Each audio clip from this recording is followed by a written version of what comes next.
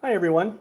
My name is David McLeod. I am your life mastery coach and one of the authors of this amazing book, The Wellness Universe Guide to Complete Self-Care, 25 Tools for Goddesses. And I'm excited because today I get to read the chapter that I wrote. Oh my goodness, I lost the page. There it is, right here. Chapter 17. You can see the title there. It's called Shadow Spotting, a Tool for Soul Illumination and Liberation. And I'm actually going to read it from my screen because I don't want to be looking down as I do this. But this is a really, really fabulous book. I mean, there are so many amazing stories in there, and I really hope that you'll take the time to go and pick up a copy over at Amazon. You can find the links in the description of this video. So why don't I just go ahead and get started, and I will just kind of go with the flow and we'll see what happens. So let me get my page. There we are. All right, chapter 17, Shadow Spotting, a Tool for Soul Illumination and Liberation by David D. McLeod. All right, we start with, let me get this. My story. I stood with 25 other people around the outer edge of the carpet. I was pumped with energy because I knew that today would be a very powerful and special day. This carpet is sacred space. The facilitator stood in the center, turning slowly to address everyone. He spoke solemnly and reverently. Many have come before you, he continued.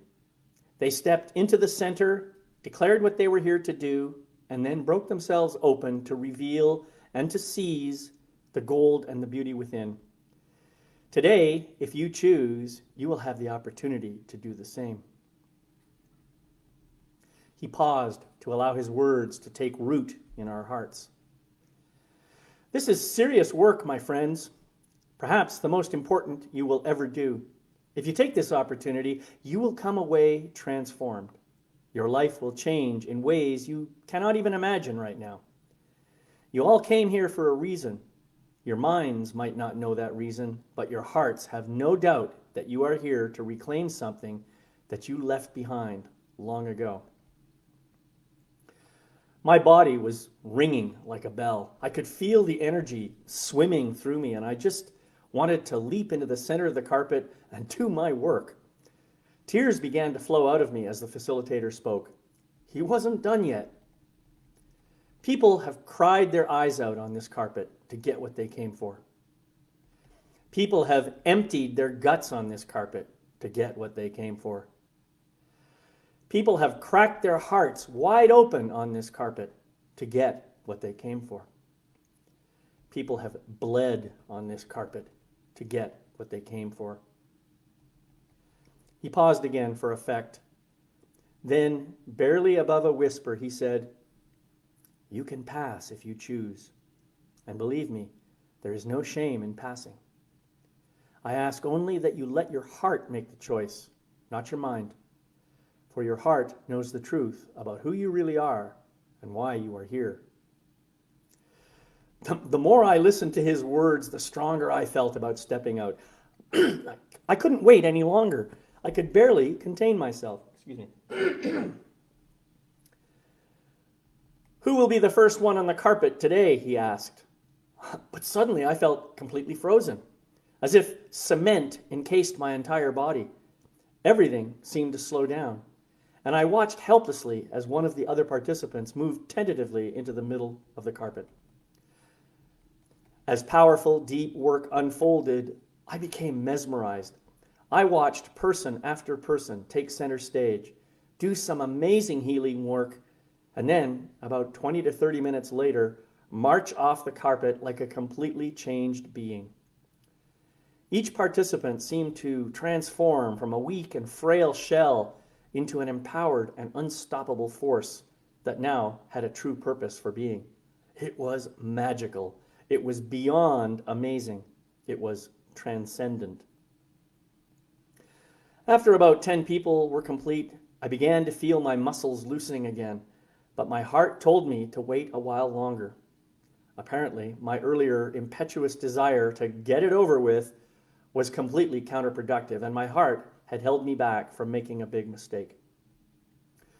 By slowing down and witnessing other people going into their darkness and coming out the other side, shining like blazing suns, I was able to connect to each person in the most spiritual sense of oneness I have ever experienced. As it turned out, this delay contributed to one of the most profound experiences in my life. At last, my turn came. I took my place in the center of the carpet. The ringing and buzzing in my body had long since vanished, and I was entirely present for the moment, with no expectation and no agenda. The facilitator was masterful in his guidance, and I trusted him completely, as I had never trusted anyone before. He asked questions to get some context of what was going on for me, but those questions didn't matter because they were just a vehicle to get me to begin feeling the emotions inside me that I had kept hidden away for so long. And then it happened. A dormant volcano within me suddenly exploded, and hot, blood-red rage just spewed out of me. Screaming, cursing, raving. I felt the handle of a tennis racket suddenly appear in my palm, and I immediately began pounding a pile of pillows in front of me. But I did not see pillows. I saw mother, father, bosses, associates, priests, leaders, and yes, even God, all of whom I had unconsciously held responsible for the current state of my life. I kept pounding and raging until I could barely move. My voice was a hoarse whisper, and my inner volcano had emptied itself. I remember saying that I just wanted someone to love me for who I am. And from out of nowhere, a person came to my side and assumed the role of my ideal mother and held me in the most loving way I could ever have imagined. And that's when the tears came. My body shivered and shook with uncontrollable sobbing. My ideal mom repeated words like, "I love you so much, and you are my amazing and beautiful boy." So much stuff came out of my nose and eyes and mouth. I could not believe it. After a while, the emotional energy subsided, and I was spent like a sponge squeezed completely dry. But there was an indescribable peace within me, and when I stood up, a surge of power blossomed within me like a flame of gold and blue. I put my hands on my chest, and I smiled softly and effortlessly. I could not believe how amazing and alive I felt. The facilitator stood in front of me with a huge grin and asked me a very simple question. "And what is true about you right now, David, in this moment?"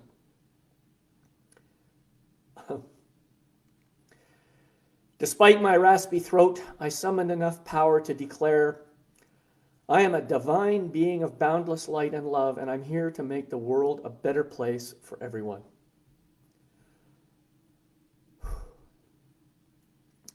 The people standing around the carpet erupted into cheering and applause, and I felt immense gratitude billowing in my heart. In the beginning, I had been worried that if I revealed my inner darkness, people would hate me and judge me and spurn me, and that I'd be left alone to die in the wilderness. But the exact opposite happened. Instead of condemning me, here they were celebrating me and what I had done. At that moment, everything shifted. I felt such love for everyone, including myself, and I knew that I would never again hide my feelings or my truth. I knew that no matter what happened in my life going forward, I would never again deny the truth of who I am. Wow. To please anyone else. My life would never be the same.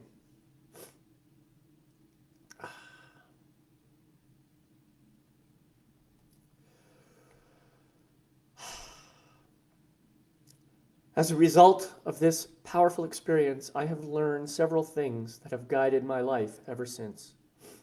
1. I am not who I think I am. Rather, I am a boundless expression of the divine, engaged in a temporary journey in the physical world. 2. In my human journey, I experience both the physical and the spiritual at different times. When I occasionally forget about my spiritual nature, I slip into the unconsciousness of ego, which sees me as limited and weak. My ego mind encourages me constantly to hide aspects of myself that it judges as defective, inappropriate, unacceptable, bad, or wrong. After all, if no one sees these parts of me, I can be welcomed into society. 3. Ego mind experiences lead to the emergence of shadows in my psyche. That is, aspects of myself that I have disowned, hidden, or repressed because of my ego mind's judgments about them. These shadows have a disempowering influence on my life, keeping me from expressing and experiencing all of who I am. And 4, to transform my life and rise above my limiting beliefs, I must uncover, illuminate, heal, and integrate these shadows. In other words, I must recover the parts of myself that I have hidden away and heal them so that I can transform their dysfunctional behaviors into energies that positively serve me in the future. I was deeply inspired by my own visceral experience and by what I witnessed in the other participants. This led me to spend several years studying the darker side of the human condition. In the process, I learned powerful facilitation techniques to help people investigate this side of themselves, to discover gifts and capabilities they didn't know or forgot they had. I now understand that every human deals with psychic shadow, individual instances of which can be traced back to disempowering beliefs that arose out of psychological or spiritual wounding, most commonly in connection with unpleasant events during childhood. But shadow is not something to be feared and avoided, as I used to believe. On the contrary, intentional investigation of your shadow can help you to reconnect to natural gifts that may have been hidden along with aspects or behaviors that childhood caregivers didn't like. Indeed, in my opinion, illuminating shadow is one of the most powerful pathways back to your natural divinity. Whew. Well, thank you for bearing with me for the emotional part of that story. Now let me share with you the tool that I wrote about. So this technique is a relatively gentle way to help you spot your shadow and then do some deep introspection to help you understand what it is trying to do for you. Part 1, shadow spotting. Because shadow behaviors often happen unconsciously, positively identifying a shadow can be challenging. It's like trying to find a subatomic particle. You probably can't see it directly, but because it always leaves a trail, you know where it's been. After much study, I've identified 6 high-level classes of behavior that seem to identify a shadow. The first of these is acting out. This can show up in many ways, from active forms like temper tantrums or china smashing rages, to more passive forms like whining or sulking or slinking out of sight. Number 2, triggers and emotional charges. If you experience that someone or something pushes your buttons, you will probably have some internal emotional reaction. When such a trigger is fired, you may react physically, possibly to the point of moving into acting out behavior. 3, judgments and projections. Everyone has judgments, virtually all the time. But when the judgments elevate to the point of evaluating someone else critically, negatively, or harshly, it may result from a triggering event and lead to a verbal assault or worse, another form of acting out. 4th, compensatory behaviors. These are behaviors we learn when we are young that help us to protect ourselves from emotional pain. For example, if you are constantly told you never get it right, then you may find yourself striving to become a perfectionist. Or if you were raised in an environment where everybody talks over everyone else, you might come to believe that nobody ever hears me, and so you compensate by becoming a shouter or a loudmouth just because you want to be heard. 5, ego defenses. Whenever you are faced with stressful situations, your ego mind looks for ways to keep you safe. This sometimes results in defensive strategies such as denial, dissociation, conversion, or minimization. And 6, rigid beliefs. If you believe something strongly, regardless of whether it is true or false, your ego mind will always find ways to make you right about that belief and make others wrong about their contrary position. So take some time to review some of your recent behaviors. Do any of them fall into one of the categories mentioned here? If so, you have probably identified one of your shadows, and you can take some time to interview that part of yourself to find out what it's trying to accomplish in your life. And so this leads to part 2 of the process, shadow interviewing. To do a successful interview, you will need a quiet space to set up 2 chairs facing each other, about 2 feet apart.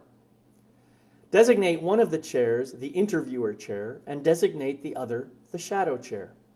Make sure you have a journal and pen available and place them on the interviewer chair. Prepare your space by lighting some candles and, if you like, burning some incense. Set the room lighting low enough to feel comfortable but bright enough that you can still see what you are doing. Stand in the center of the space between the 2 chairs with your hands on your heart. Close your eyes and take several deep breaths. When you feel ready, say the following words and feel free to adjust to your sense of what needs to be said. I come here in vulnerability and openness to heal myself so that I can know the truth of who I am. I call upon God, Supreme Consciousness, Spirit, Krishna, whatever you choose, to join me in this space and provide guidance, love, protection, and wisdom as I connect with my shadow to create integration and healing. I am grateful to have you with me on this journey. Feel free to repeat this mantra or prayer meditation as many times as you like. Take a few more deep breaths. Open your eyes and take your place in the interviewer chair. Now recall the behavior that you noted from part 1 of this exercise. For the sake of this example, suppose you were having some intense negative judgments about your friend Bob. Then begin the interview by speaking into the empty room. It might go something like this. The other day I found myself thinking some pretty awful things about Bob. He had made a sexist comment about my sister, and I was stunned. I think he thought it was a joke, but it really stung me, and I had a hard time stopping myself from slapping his face. I remember thinking that he was such a pig, and I just wanted to roast him on a spit. Of course, the details of your initial confession will be different, but you get the idea. Continue with the following words. I invite that part of myself that had such a strong reaction to come forward and have a conversation with me. I just want to speak with you to understand more about what is going on. You will feel a shift in your body when that part of yourself is ready to be present. Don't rush it. Let it happen in its own time. Even though you won't be able to see this part of yourself, recognize that it is still here and invite it to sit in the shadow chair. Use your imagination to visualize this part sitting across from you. There's a good chance you will recognize yourself as a small child, so be gentle and compassionate as you begin your interview. Thank you for joining me here today. I'm really glad you decided to come. Imagine the responses from your shadow and take the time to write them down in your journal. Here are some questions you can ask that your shadow will most likely be delighted to answer for you. What was it exactly that got you so angry when Bob made that joke about my sister? Did this remind you of something that happened to you when you were a child? If so, what was that? What did you hope to accomplish with your reactive behavior? Somewhere along the way, you will very likely find that your shadow will admit to trying to protect you from being hurt. When you get to this point, try to shift your questions to understand more about the intent behind the behavior. Specifically, try to determine what the shadow wants for itself. For example, you might say, "I'm honored that you are trying to protect me. Thank you so much. But I'm curious, if you knew I was safe and protected, then what would you have for yourself that you really want?" By expressing compassion and gratitude, you deepen your understanding of the shadow's ultimate purpose in your life. If you continue with this line of questioning, eventually you'll discover that your shadow is trying to create one of the following for you: being, serenity, oneness, or love. All of these are just different expressions of the divine, aren't they? And that is ultimately what your shadow is trying to create for you: a deeper connection to your divine nature. The only problem is that the shadow may have an immature and possibly dysfunctional way of creating that. So to end the interview, you can say something like the following: "Thank you so much for everything you do for me. I'm so grateful to have you in my life, and I want to work with you going forward. I am an adult now with adult powers and capabilities, so I know how to handle things these days. From now on, you tell me if I missed something, and I'll take it from there. And in return, I promise to love you and keep you safe." Is that a deal? When you believe the interview is complete, close the session by inviting your shadow to resume its rightful place in your heart. Then stand up and give thanks to the spiritual entity you invited at the start.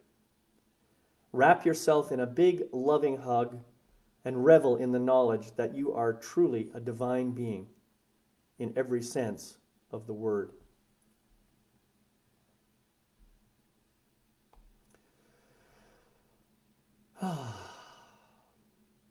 So take a deep breath and just notice what you're feeling right now after I've read that chapter. There's a lot of depth to this, and the idea of being afraid of shadow is very common. Almost all of us try to hide those parts of ourselves that we believe other people will not like. And that includes parts of ourselves that are actually quite beautiful and quite amazing. You may have even heard when you were trying to play music as a kid, for example, maybe you didn't get the notes quite right or something, and so your mom or your dad or some other caregiver made a negative comment that made you decide that you didn't like music anymore. You know? Anything like that can happen, and it almost always happens to us when we're children. And so I think this is an important process, an important opportunity for you and for everyone to really, really connect to that amazing, beautiful, fantastic, magnificent, divine nature that you were born with and that you may have forgotten about. And one of the fastest ways to get there that I know of is to invite in those dark parts that may not have seemed to be very, very helpful in the past. I assure you, they're actually trying to do something great for you. Well, that's all I have for today. I want to just thank you so much for being here and for joining me today. Hello, everyone. I'm sorry I wasn't really paying attention to the comments. It's nice to see you, Anna and Emily and Nicole, and I don't know who else is here. But I just want to thank you all for being here. And I'll just say, if you want to connect with me more about this, please just feel free to reach out. I'm here on Facebook, and I have my own website at Your Life Mastery Coach. Just reach out. I believe you'll be glad you did. Anyway, thank you all. I love you, and I wish you all the very best. Have a fabulous rest of your day. Bye-bye.